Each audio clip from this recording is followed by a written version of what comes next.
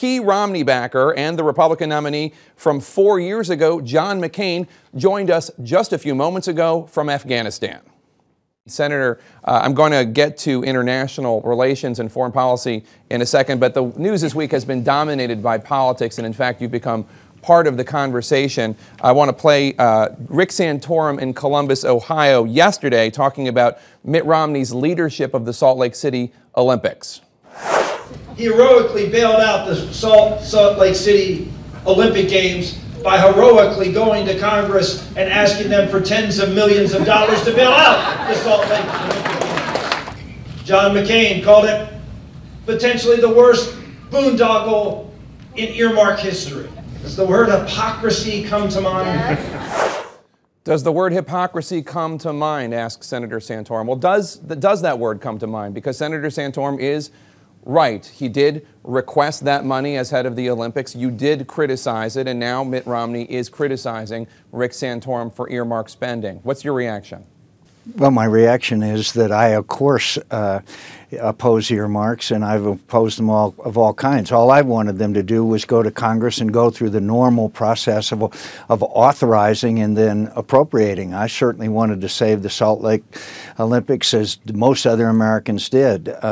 Mr. Santorum voted for things like the bridge to nowhere, zoos in Philadelphia, and was one of the more blatant and defender of earmarks, which my friend Senator Tom Coburn of Oklahoma says is the gateway drug to corruption. And he engaged in it. He defended it. He was in this K Street project, which led to corruption, more corruption, and eventually members of Congress ending up in jail. Of course, I oppose an earmark, but if they had gone and authorized it, I would have supported it, because I believe that the Olympics was very important to the United States of America. You endorsed Mitt Romney, but a friend of yours, former Ohio Senator Mike DeWine, who endorsed you in both of your presidential runs, this weekend unendorsed Mitt Romney and endorsed Rick Santorum. DeWine said, quote, "He's just not connecting about Romney. I don't know what it is, but I can tell you from real people I'm talking to, it ain't getting any better." Isn't Senator DeWine touching on a real problem for Mitt Romney? Isn't he having problems connecting to voters?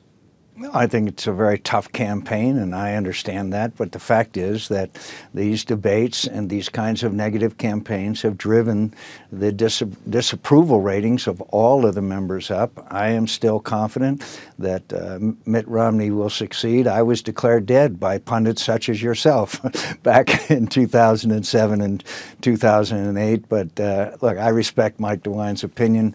I am confident that Mitt Romney will succeed in both Michigan and Arizona, but it's tough and it's not beanbag.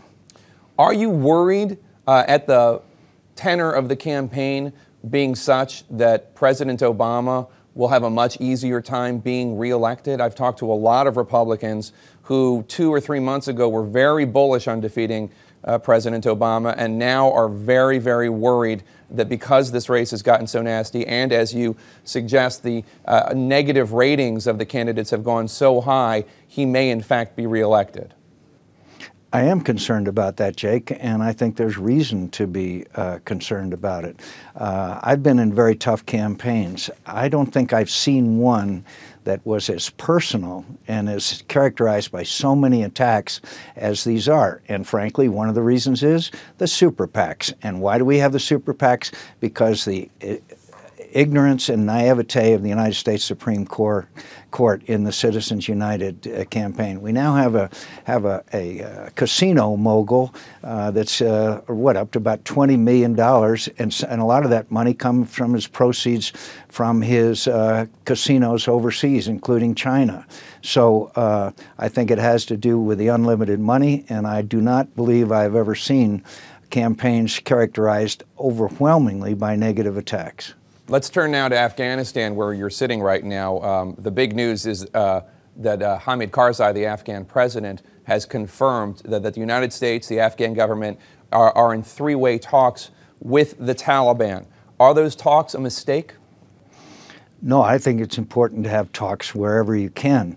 But I also think that it's important to remember that we have to have an outcome on the battlefield that would motivate a successful conclusion to those talks. And there's also the perception here that we are leaving, which then, of course, is a disincentive to successful conclusion of the talks. I think it's very important that we have a strategic agreement with Afghanistan for a long-term U.S. presence here. I think that's the best way to bring about a peaceful solution, is to make sure that we are here to stay, to support the Afghan government and people, and we will supply that assistance for as long as is necessary.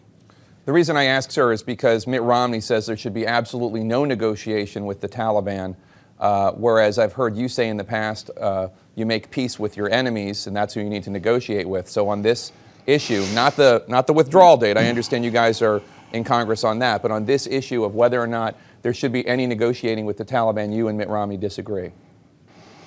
Well, I haven't had a conversation with him about it, but I'm sure that Mitt Romney would like to have a peaceful solution. But he has a realistic approach. When the President of the United States keeps announcing withdrawal dates, then as one of the Taliban once said to his captor, an American said, "You've got the watches, we've got the time." So by the President declaring withdrawal dates before our military commanders recommended, and increasing the risk, in their view, lessens the chances for success of any negotiations. Let's go to neighboring Iran. The chairman of the Joint Chiefs of Staff this weekend said in an interview that an Israeli military strike on Iran would be, quote, destabilizing and would not achieve their long-term objectives. I wouldn't suggest sitting here today that we've persuaded the Israelis that our view is the correct view and that they are acting in an ill-advised fashion. We are of the opinion that Iran is a rational actor. We also know, or we believe we know, that the Iranian regime has not decided to make a nuclear weapon. Do you agree with what the Obama administration and the Joint Chiefs of Staff are telling the Israelis? I think the Israelis face an existential threat when Iran has a nuclear weapon. I agree with the President of the United States, who said such a eventuality of Iranians having nuclear weapons is, quote, unacceptable. I think the Israelis are pretty good at assessing the threats to their vital national security interests. They are surrounded by countries, some of whom are dedicated to their extinction, and there's no doubt about the Iranian intention concerning the existence of the State of Israel. So I hope that working together with the Israelis, that sanctions would work, and they have not deterred the Iranians so far, that we can bring about a peaceful resolution. But there may come a time where they reach an unacceptable place, which the President of the United States has stated would be an unacceptable situation. You're heading to Egypt, where the government has many American citizens who are active in democracy work, is not letting them leave the country. You're chairman of one of these groups, the International Republican Institute. If the Egyptian government refuses to release these Americans, should the United States threaten to cut off aid to Egypt?